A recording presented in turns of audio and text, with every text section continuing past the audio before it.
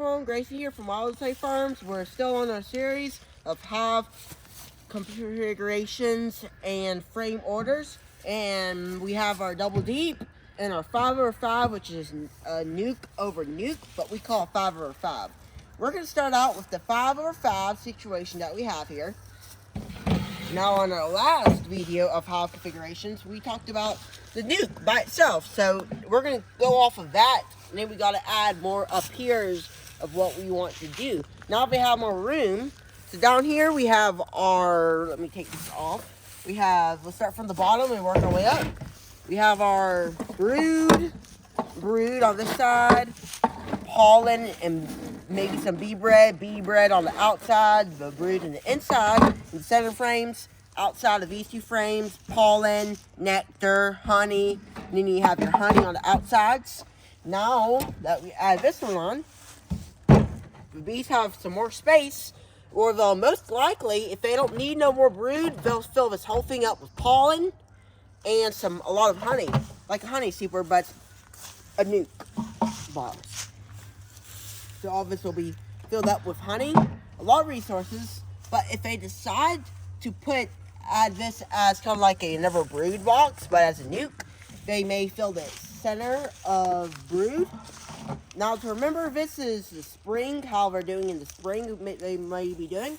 So, if they already filled this one up, the queen wants some fresh, brand new wax to lay in. She may come up to the second nuc and start laying in the center. So, then that may cause the same thing from the bottom to the top in spring. Now, whenever she's done laying up here, she goes back down here.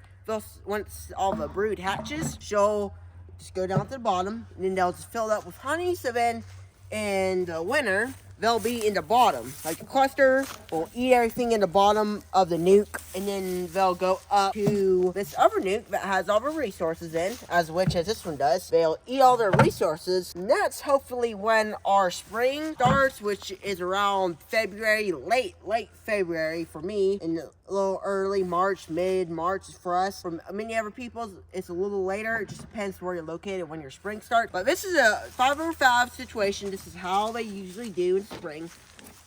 Now in the summer is when the dearth happens. So then anytime any little drop of honey goes on anywhere, the bees are there immediately. So it just depends what season you're in. But this situation, I'm telling you, the hive frame components, everything I'm telling you, is mostly likely going to happen in the spring whenever they're going to start foraging. Because they are going to, whenever all the pollen starts, they're going to start going out looking for pollen, nectar, and that's when it's out. So that's whenever they're going to start searching for some pollen and all that good stuff. So this is a 5/5 situation. Now let's go through the double deep or 2 brood chamber method. This is the double deep. So first of all, the bees start in the bottom. So this is basically like a single. So everything's same. The bees on center. The brood is in center. You got your pollen, and honey, bee bread, resources, basically. So then now they have this. That's why, it's not all going to be perfect right when they do it. But I'm showing you what would be the order to go with. So say if you have, she lays over here, and there's pollen, it's all off. You may want it to be organized. So what I'm saying is, like the 4 frames in the center, the 4 frames is ideally for brood in center. Then you have these 2 outsiders that are usually bee bread, and then the outsides are pollen, and then you have honey, like usual.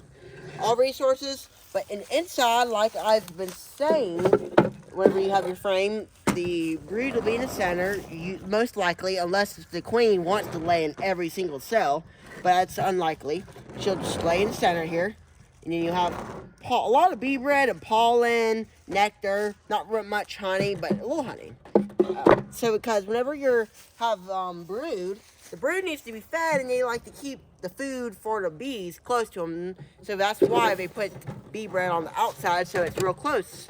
Say as your queen ring, you need royal jelly, and you want to put the royal jelly close to them because the queens need royal jelly to, emerge, you know, to feed throughout the course of her life as a pupa, a larvae, and then from the first day she's an egg. So that's why we have bee bread all near our bee, all the brood, the baby bees that are gonna hatch. And then you have honey that's for resources. So then, if you know, you may be thinking they don't have enough resources. So then that's when you can add a supers on top, whatever, you know, you can add on. Make sure you just don't overdo it. But my, you know, suggestion, especially for northern people, they like double deeps, which is ideal for their temperatures. But for my temperatures that we have, I kind of like to go with just a single deep with some supers, maybe 1, 2 supers, and that's about it. But I do have 2 that have, you know, some double deeps. Double deeps are always great.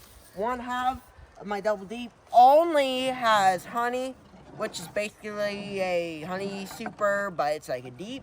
So, you know, it's all different, but this is just the order that most beekeepers like to do. Some, you know, like the brood in the center. One thing also, whenever the bees are there, especially like winter time, if you don't go completely broodless, they may have a little brood, and they have to stay on that brood till it hatches, and then they'll go around and start eating. But we never go completely broodless, but we do go broodless sometimes. But it just depends where you're located, especially for like Ohio, Illinois, all those northern places. You know, they're gonna have, you know, colder temperatures, and then, you know, they're gonna want to go double deeps. They want to have a frame order and frame manipulation. So I'm not telling you this is exactly how the bees will do it. The bees are gonna do it how they want to do it. They'll do it no matter what. But if you as the beekeeper decide you want to manipulate them, this is a good little idea just to show you, kind of simple.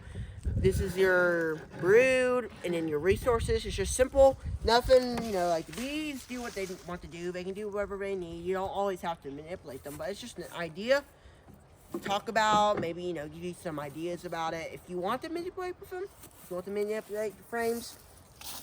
Now, you know, it may be good just to leave them alone, especially in wintertime. I do not advise you to manipulate frames in wintertime. It's just not a good idea.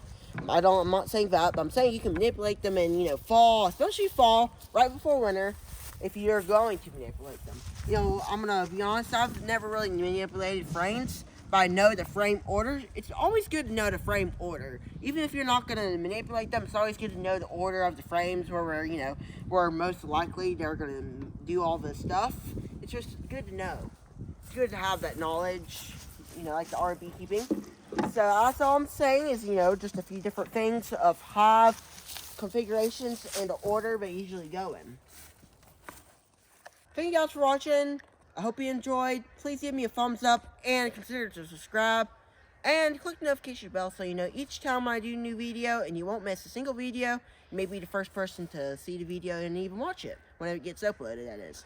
Well guys, thank you for watching. Take care everyone, and we'll see you on the next video. I'm Grayson. See you in the next video.